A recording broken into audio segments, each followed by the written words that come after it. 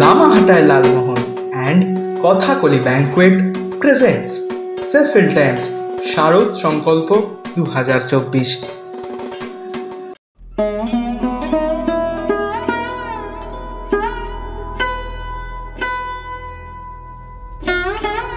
যদি আমরা দেখি আলো আর অন্ধকার এই দুটোই কিন্তু একটা বিপরীতগামী মুহূর্ত, কিন্তু এই দুখানা শক্তি যখন একটা জায়গায় মিলিত হচ্ছে তখন আর একটা জিনিসের জন্ম নিচ্ছে। সেটা কি বলুন তো? সেটা ছায়া। সেই জায়গা থেকেই আমরা ভেবেছিলাম যে আমরা উপস্থাপনা করব সন্ধিক্ষণের, এটাই ছিল উৎস।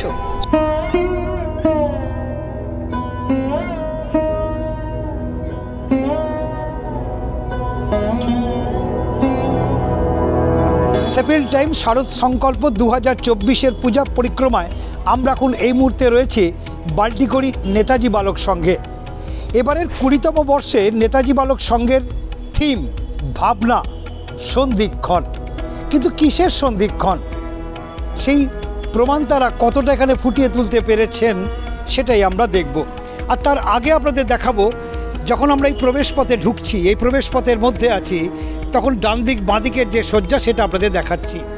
এগুলোকে বলা হচ্ছে ফুলের রেণু।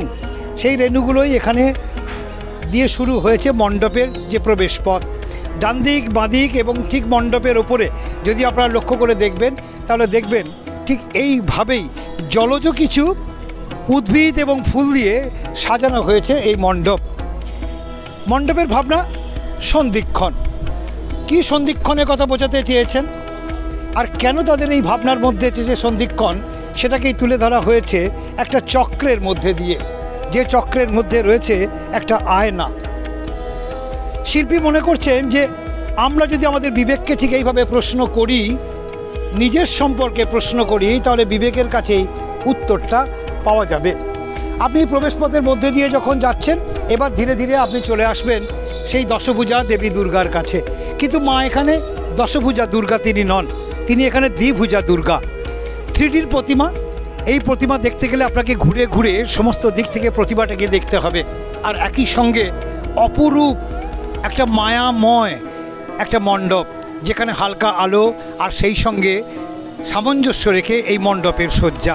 এবার ধীরে ধীরে আপনাদেরকে নিয়ে যাব একেবারে এই মাতৃমূর্তির ঠিক পিছনের দিকে। আর ঠিক সেখানেই আপনাদের দেখাবো, আপনাদের জন্য রয়েছে আরও একটা চমক। নেতাজি বালক সংঘের এবছরের থিম সন্ধিক্ষণ।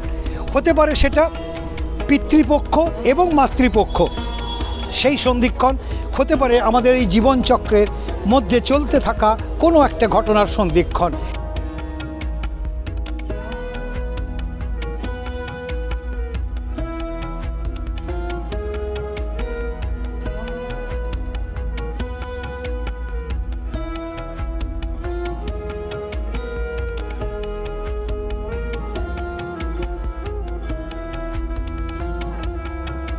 পৃথিবীর বিভিন্ন সময়ে খারাপ কিছু এসেছে, আবার তার শেষও আমরা দেখেছি। ঠিক সেরকম যেখানে উন্নতিও চরম শিখরে পৌঁছেছে, তার খারাপটাও আমরা দেখেছি। আমাদের জীবন মানেই একটা নদীর মতন, একটা স্রোতের মতন। সেখানে ভালোও থাকবে, সেখানেও খারাপও থাকবে।